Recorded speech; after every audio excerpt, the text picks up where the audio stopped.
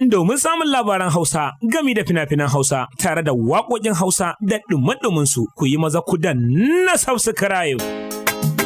So ne sanadin kuka na yau kin mini nisa, wai ina zangan ki magana.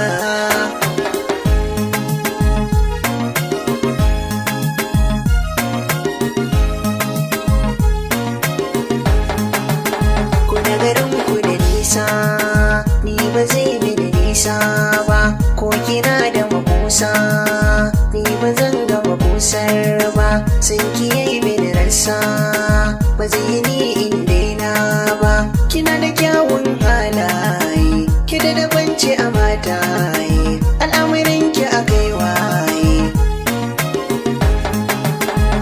A kwana bakwai ƙauna ta sirke zuciyata, shakuwar da muka yi ta fi kwatancin jini da hanta. An waye gari rana guda yau ki mirata, idan babu ki waye zai yi bindigata. Mai sauraro biyu da ka sha labarin soyayya, a rana ta farko na ganta ta sace zuciya. Mai kyawu ce tana da hasken idaniya, ban san sunanta ba ne mata lakabi da gimbiya. A wannan daren na kwana tunanin sarauniya.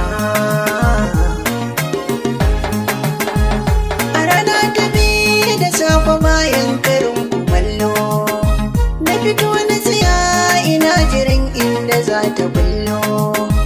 Ta zo ta wuce amma sai dai na bi ta da kallo, da wani ya san manufata da ya yi mini gwano. A rana ta uku ne nasarar furta gwaiɗina, ta ɗan ja aji na bi ta taso ta bar da rana. Can ta ɗan juyo da alamar ta ji tausayina, nan ta amsa min a ranar da farin ciki na kwana.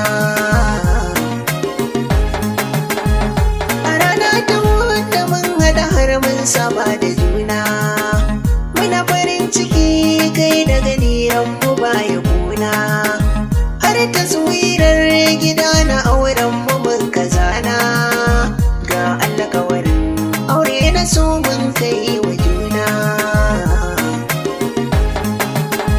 Rana ta biyar mun fita yawo cikin gari, ga mu ɗabas tafiyar masoya sun babu sauri. Ina ta sauraren lafazan bakin ta masu tsari, na aminta da ƙaunar da ta nunan a zahiri.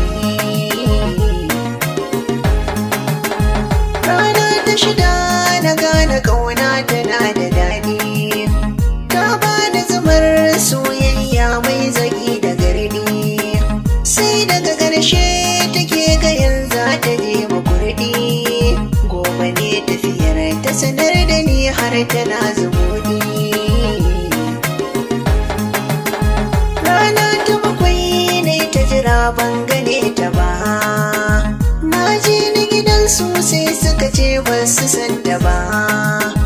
Dama daga nesa ta gwadon ban ta kai da ba, na kira yi wayar ta ba iyaka ba ta yi shiga ba. Faruwar hakan ya sanya raina a garari, soyayyar farko na tsinci kaina a haɗari. Kaina ya kulle da faruwar wannan lamari, zan je neman ta ko ina ne ne kudiri.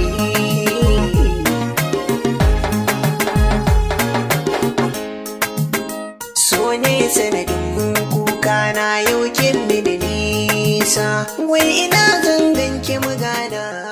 Hantsi leka gidan kowa. Domin samun labarai da ɗumi-ɗuminsu tare da fina-finan Hausa gami da waƙoƙin Hausa, ku yi maza ku danna subscribe.